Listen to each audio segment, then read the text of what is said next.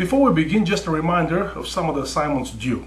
A very important discussion on the pneumatology of Luke and Acts, and another one on spirit baptism and spiritual gifts this week. Again, please engage with the authors expressing your own opinion instead of simply retelling the assigned text. You also have your first reflection due by the end of this Unit 4, and the following week your final paper by the end of Unit 5. If all possible, start working on the paper as soon as you're done with your reflections because the time is short. Thus far, in Theology of the New Testament, we dealt extensively with the concept of biblical theology and original audience in Unit 1, marking spirituality, its source and its community in Unit 2, comparison to the other two synoptics and the fourth gospel, Bach's quest for the historical Jesus, and briefly on Q-source while discussing original audience. Then, in the Gospel of Matthew, we saw the teaching and eschatological restoration of kingdom ethics and standard. We further looked into the Gospel of John as being more narrative than theological, and the specifically interesting to many Pentecostal scholars already not yet tension which seems to follow the whole Johannine corpus.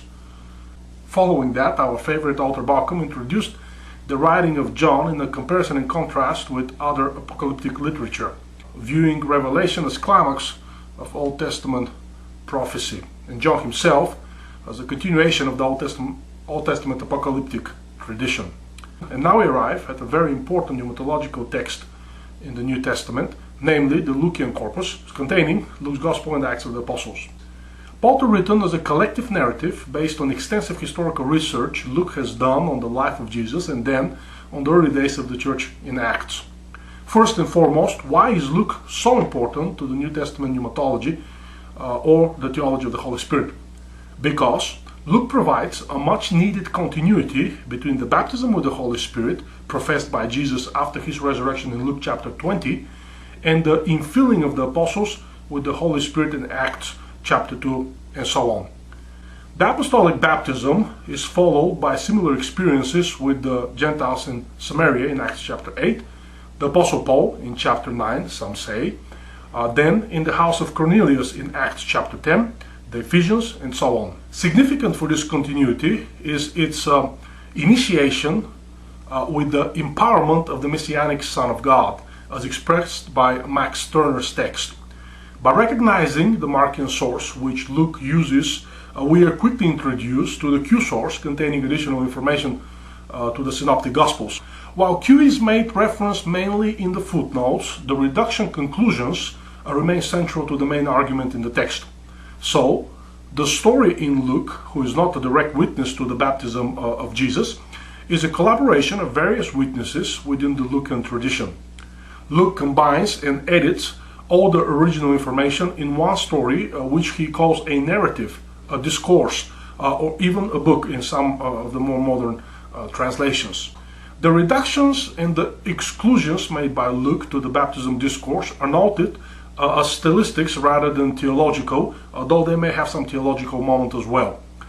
Firstly, while the Jewish tradition looked toward the messianic restoration of the old Davidic kingdom, Luke is going one step further, announcing a new kingdom nexus. Surprisingly, this messianic annunciation is not followed by immediate royal enthronement, but a vigorous spiritual test.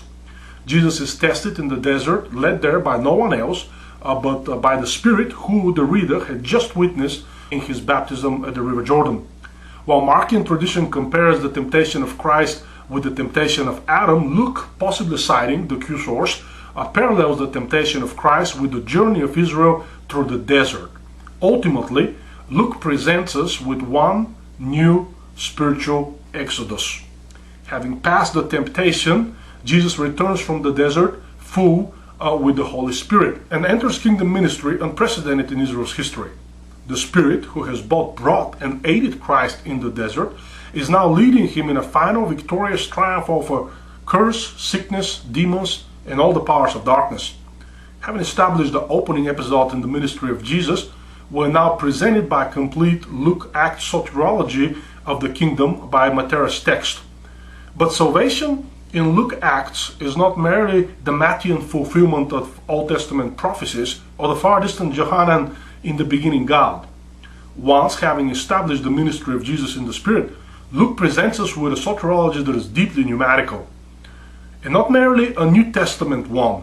The prophecy cited by Jesus in Acts 4 draws from Isaiah's pneumatic experience and prophetic Old Testament proclamation, "The Spirit of the Lord is upon me." This proclamation is not only now fulfilled, but will continue to be present in every aspect of salvation, regeneration, and reunification of the creation with God. The Spirit is not only present in every step of the ministry, death, resurrection, and ascension of Jesus, but continues, progresses, and is ever present in every step of the salvific experience of Christ's disciples and every else their kingdom message has touched. After revealing this unity and continuity between Luke and Acts, Matthäus' text calls for covenant community of disciples, following the model of the Old Testament covenant relationship between Israel and God. This idea is directly expressed in Luke's Christology. The new Exodus is now complete in the salvation brought by the Messiah, and will continue to transform the people into a new covenant of restoring the kingdom until the outpouring of the glory of God on the day of Pentecost, just like the glory appeared to the generations of Moses, David, Solomon, and the restored nation of Israel under Ezra and Nehemiah. We're now brought to the theological unity of Luke and Acts. If for Luke the gospel is the beginning of Christology, quite naturally Acts is the completion of Christology. The wait is over.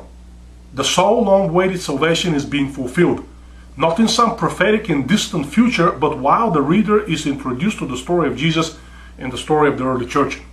And very early in the apostolic ministry of Acts, we are introduced to Luke's novel idea that the salvation of Israel is also the salvation of all other nations. The church for Luke is not separate in the Spirit. On the day of Pentecost, they're all in one accord, the Bible calls it. All hear the good news of God's great works. The Spirit is poured on all flesh. The apostles, meaning the sent ones, are sent to Judea, Galilee, Samaria, and to all the world. All who receive the salvation of Messiah are part of the people of God, the community of disciples, the called ones, or the ecclesia. This unity within the new covenant comes with newly addressed beneficiaries and freshly presented spiritual gifts. Which brings us to our final read for the week on the gifts of the Spirit. It is peculiar to note right away that the text requires not the salvation itself, but salvation followed by the Holy Spirit baptism as the understood gateway to the gifts of the Spirit. Meaning, the gifts of the Spirit do not operate outside of the experience of salvation and the Holy Spirit baptism. This classical Pentecostal gateway position is challenged by the Third Wave movement and many modern day charismatics, which raises the question, can we really separate the pneumatic experience from the gifts of the Spirit? Or should they operate both theologically and practically within the scope of the unity of this same Spirit? The text lists three main obstacles to this interpretation, compares the views of Paul and Luke before concluding that for Luke and the Lucan community, the Spirit is the exclusive source of the gifts and the power of God, which cannot operate apart from the Spirit Himself. On the Pauline side of pneumatology, we're presented with a discussion on Spirit terminology, namely a comparison and contrast between Paul's use of the Greek words pneumatica and charismata. The conclusion of the chapter leaves us with some questions. Is it true that only the prophetic cluster of the 9 gifts require Spirit baptism? They are listed there: word of knowledge, word of wisdom, discernment of spirits, speaking in tongues, and interpretation of tongues.